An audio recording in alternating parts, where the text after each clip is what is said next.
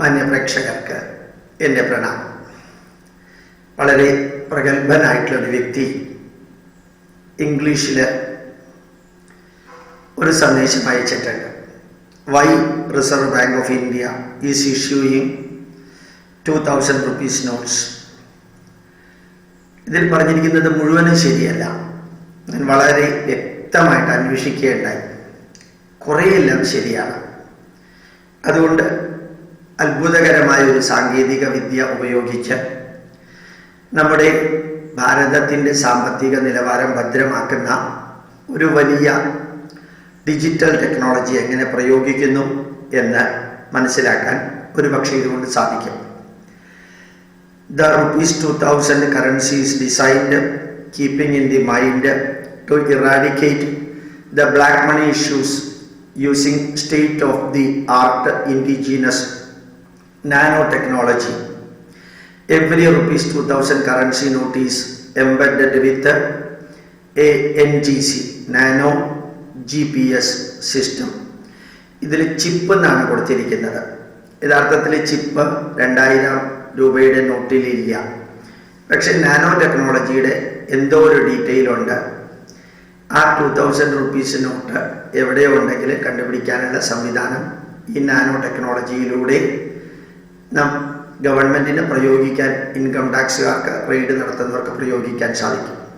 How the embedded NGC technology works. യഥാർത്ഥത്തിൽ chip എന്നുള്ള വാക്കുകൾ മാറ്റുക, ബാക്കിയുള്ളത് എങ്ങനെ വർക്ക് ചെയ്യുന്നു എന്നുള്ളതിനെ കുറിച്ചാണ്. The unique feature of the NGC is it does not need any power source. പ്രത്യേകിച്ച് അതിന് ഇലക്ട്രിസിറ്റിയോ മറ്റു പവറുകളോ ആവശ്യമില്ല. It only acts as A signal reflector. അത് ഒരു സിഗ്നൽ റിഫ്ലക്റ്റ് ചെയ്യുന്ന സംവിധാനത്തിലൂടുകൂടി മാത്രം പ്രവർത്തിക്കുന്നു. When a satellite sends a signal requesting location, the NGC reflects back the signal from the location, giving precise location coordinates and the serial number of the currency back to the satellite.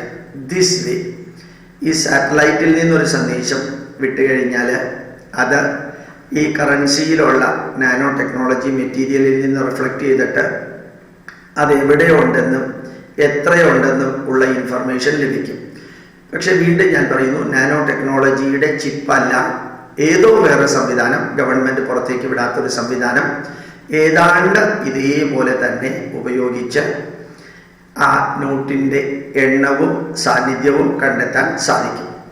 This is the very NGC embedded currency can be easily tracked and located even if it is kept 100 meters below the ground level. 100 metre ഭൂമിക്ക് താഴെ വെച്ചാലും കണ്ടുപിടിക്കാൻ സാധിക്കും. 100 metre എന്നുള്ളതിനെ കുറിച്ചൊന്നും ചിന്തിക്കേണ്ട, അതൊരു പക്ഷേ എക്സാജറേറ്റഡ് ആയിരിക്കും, എന്നാലും അത് ട്രേസ് ചെയ്യാൻ സാധിക്കും എന്നുള്ളതാണ്. How will this help eradicate black money menace. എങ്ങനെയാണ് ഈ കള്ളപ്പണം ഇല്ലാതെയാക്കാൻ ഈ സംവിധാനം സഹായിക്കുന്നത്?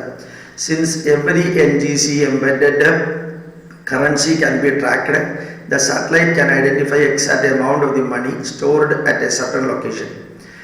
ആ സിഗ്നലിലൂടെ എത്ര പൈസ എവിടെ വെച്ചിട്ടുണ്ടെന്ന് കറക്റ്റായിട്ട് കണ്ടുപിടിക്കാൻ സാധിക്കും. എത്ര പൈസ എന്ന് വെച്ചാൽ എത്ര 2000 രൂപയുടെ നോട്ടുകൾ. If a relatively high concentration of currency is found a certain location for a longer period of time at suspicious location other than banks, other financial institutions, the information will be passed on to the income tax department. ഇപ്രകാരം test ചെയ്യുമ്പോഴത്തേക്കും അത് നിന്ന് വരുന്ന reflection അത് കുറേ കാലം ഒരേ സ്ഥലത്തിരിക്കുകയോ അല്ലെങ്കിൽ അത് ഉദ്ദേശശുദ്ധിയില്ലാതെ സൂക്ഷിക്കുകയോ ചെയ്തിട്ടുണ്ടെങ്കിൽ സോഴ്സും എണ്ണവും വലിപ്പവും എല്ലാം ശേഖരിക്കാനും ഇൻകം ടാക്സിന് റെയ്ഡ് ചെയ്യാനുള്ള സംവിധാനവും ഉണ്ടാക്കാൻ സാധിക്കും. ഇതാണ് ഈ ടെക്നോളജി. ഏതായാലും ഇതിൽ പറഞ്ഞിരിക്കുന്ന മുഴുവനും വിവരങ്ങൾ അതേപോലെ എടുക്കണ്ട.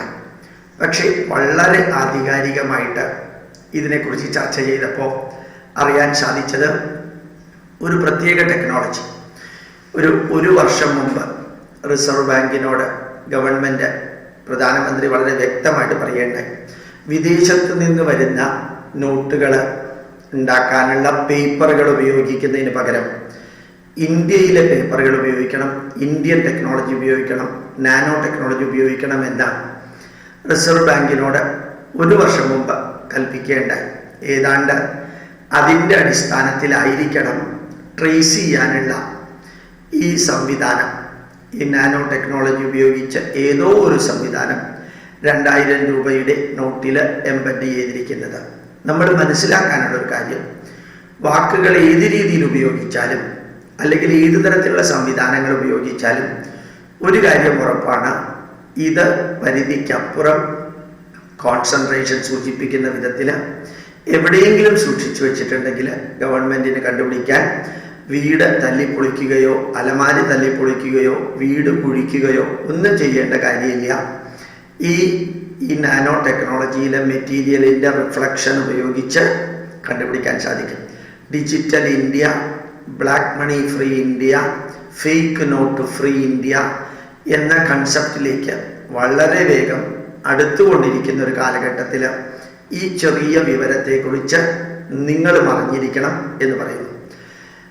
വേറെ ഒരു വിഷയവും കൂടി ഞാനിപ്പോൾ പറയാം. ഇന്നലെ ഞാൻ മൃദംഗ ശൈലേശ്വരി ക്ഷേത്രത്തിനെ കുറിച്ച് പറഞ്ഞു. വിഷയം മാറ്റുകയല്ല, പറഞ്ഞ് അവിടെ അമ്പലത്തിൽ വന്ന് ഡോക്ടർ അലക്സാണ്ടർ ജേക്കബ് സാറ് പ്രഭാഷണം നടത്തിയെന്ന് പറഞ്ഞു.